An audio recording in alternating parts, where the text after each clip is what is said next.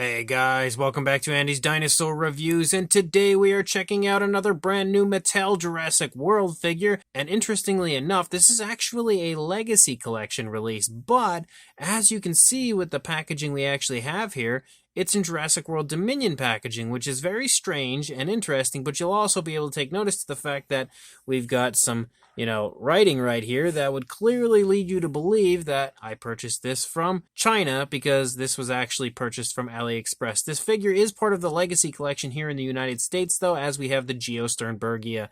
Now, unfortunately, this figure has not actually arrived here in the United States yet, and I don't know if it's going to because Mattel has been kind of weird, especially when it comes to the Legacy Collection stuff. It can at times be a little difficult to get a hold of, so in fear of it potentially never actually arriving here, I went ahead and purchased it off of AliExpress, and it was a bit more expensive than it probably needed to be, but I was again thinking that there's a chance it may not come here, so I went ahead and just sprung for it on AliExpress, so now it'll probably show up on Amazon next week because that's the way it usually works.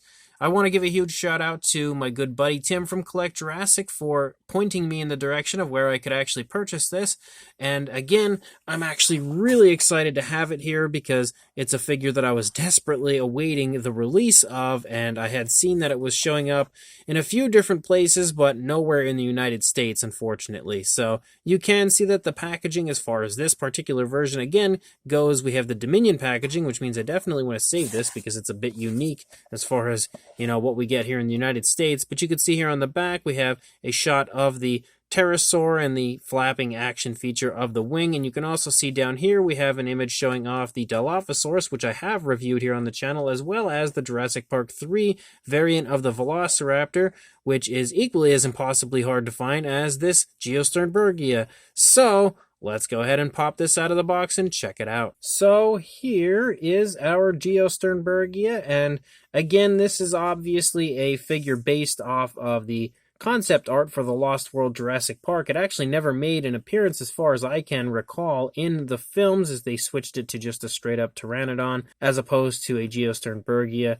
or at least I'm pretty sure that's how that worked. But you can see again that it looks really cool. Definitely is one of the nicest looking pterosaurs that Mattel has released, if you ask me, and of course the fact that it's a Geosternbergia is incredibly cool, and we are getting a Hammond Collection version of this releasing pretty much right around the corner at this point.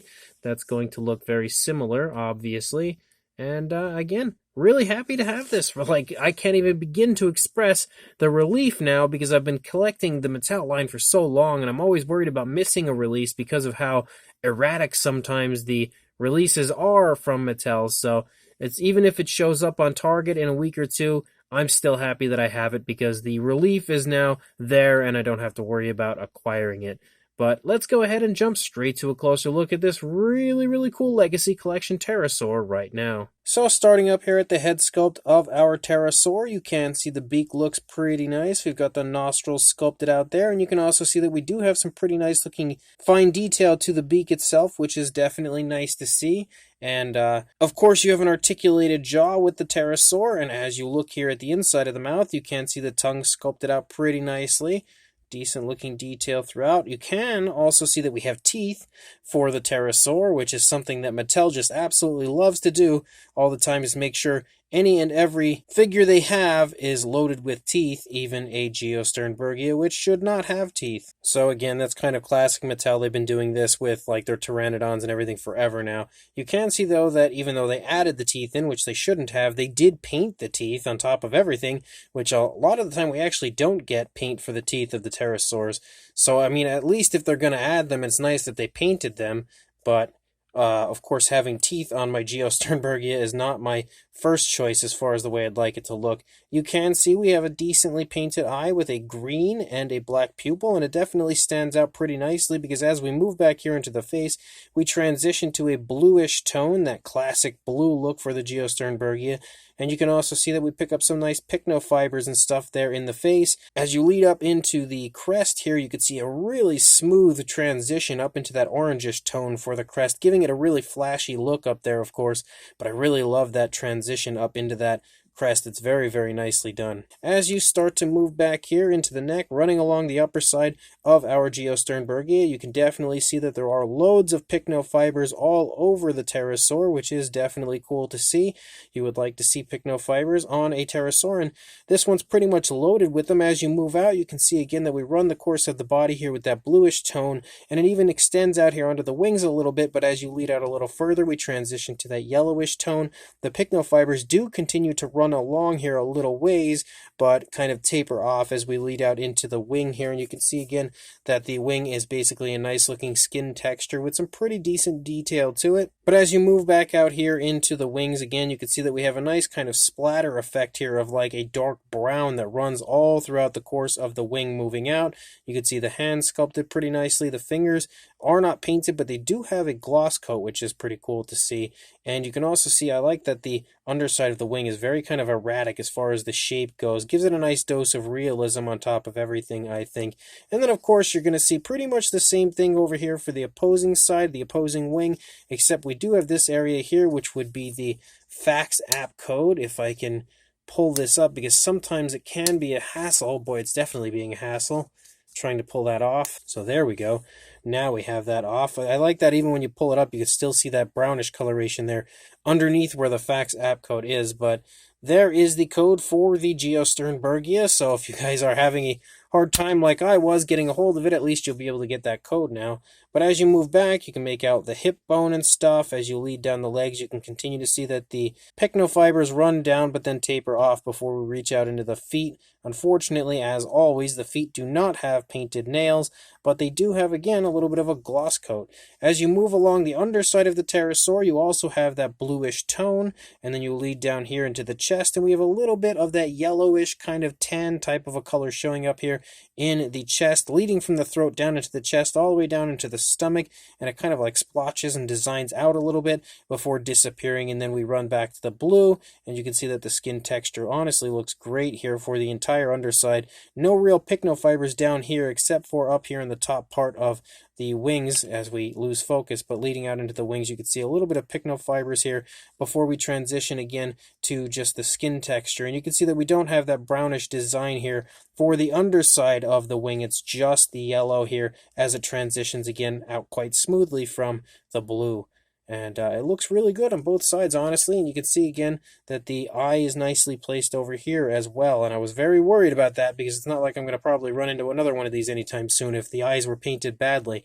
But this is actually a really nice pterosaur. Again, I'm very happy with this one. Really happy to finally have it. And just in general excited to see that Lost World Jurassic Park style Geosternbergia now in the Mattel line. As far as articulation goes, again, we have the articulated jaw. We also have the articulation in the neck, so it can swivel pretty nicely all the way around if we choose to. And there's also some mobility in the neck with that swivel because you can kind of move the head up and down and just move it pretty much however you would like for the most part. You do, of course, then have articulation in the wings, but that's also because you can see that kind of flexing as we turn it. That is part of the action feature, so you push that down. You get that nice wing flapping effect right there, and that's it. Like, I don't notice any leg articulation or anything like that, so not much in the way of articulation on this figure, but obviously we'll have lots of articulation on the Hammond Collection version coming soon. As far as a size goes, if I can stand it up, as now it's like a mile away from the camera, for a wingspan, you are looking at about 9¼ inches or around 23½ centimeters. And then if we stand it up and just kind of get a height or a length, however you want to term this, you're looking at a little over 5 inches or 13 centimeters. For a size comparison, there is Mr. Papo T-Rex, the Attack Pack Colovosaurus, and Robert Muldoon from the Mattel Jurassic World toy line next to our Mattel Jurassic World toy line Geosternbergia, and you can definitely see that it's pretty much exactly where I think you would expect it in size. It's definitely the size that I would expect it to be in, and I don't feel like we really need many comparisons for this because there's one comparison that if you are a Mattel collector, you're obviously going to be very familiar with, and it's probably going to solve the entire size issue for you in one shot, and that is a Mattel more mainline version of the Pteranodon. We have had tons of those released over the years, and you can clearly see that they are exactly the same size, like pretty much no size difference at all. So if you happen to have some of the more mainline Mattel Pteranodons, then you're obviously going to have a very good idea of the size for your Geosternbergia. So this brand new Mattel Jurassic World Legacy Collection, Geosternbergia, is definitely a really nice figure, honestly. I actually really quite like it, and it's a very fun addition to the Mattel line, because even though we are getting the Hammond Collection version, which will most likely be the superior version of this pterosaur, it's still neat to have had it in the Legacy Collection in the more mainline Mattel style. So I do like having two different versions of it. I'm actually a pretty big fan of the Lost World Geosternbergia, so having versions of it in the Mattel line is just generally really exciting, especially when you have different versions. And again, this is one that I really would have been pretty bummed out about missing if I had missed it, so I'm definitely psyched to have it now here in my collection. Again, the sculpt is really quite nicely done. We really could have done without the teeth on the pterosaur, but Mattel likes to add the teeth in, probably to kind of attract children into purchasing it, because kids love teeth, so I can understand why they do it. I just would prefer it without them. And outside of that, once you move down through the course of the body, the entire body looks really quite nice detail-wise. It's got some really nice pycnofibers throughout and some pretty nice paintwork as well. I definitely like the fact that we have quite a few varying tones of color through the course of the entire pterosaur. I would really have liked to have seen nail paint, but that's just, consistent when it comes to Mattel. We don't get that. But we did at least get teeth painted, even if it shouldn't have teeth, but we just really could have used some nail paint overall. The only other thing that I'm not a big fan of, outside of the teeth and the lack of nail paint, is the fact that the Jurassic Facts app code looks pretty ugly out there on the wing. I really don't like the way that they apply the Jurassic Facts code nowadays. I wish they'd just go back to adding it to the underside of the foot or even the underside of the wing. In an instance like this, it's kind of okay-ish. Well, it could have been, because normally it would just be like blasted on the underside of the wing of the pterosaur, where here, with the way that they're using it now, it's kind of camouflaged and hidden away, so it doesn't look like it has the Facts app, but the way that it is kind of hidden away is kind of ugly, so I don't know, it's kind of a lose-lose, I guess.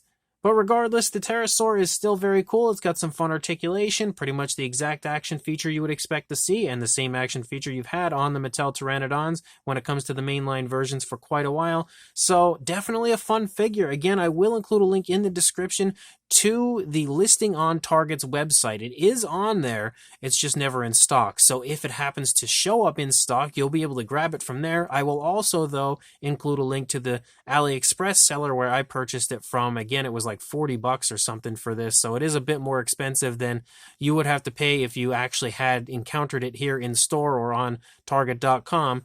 But I personally was a little too worried about missing it, so I went ahead and purchased it from Aliexpress. So if you're like me and it's one that you absolutely want, I will include that link in the description as well. One way or another, it's definitely a fun release, so make sure you grab it if you can, and like, comment, and subscribe, and I will see you in the next review. Thanks for watching.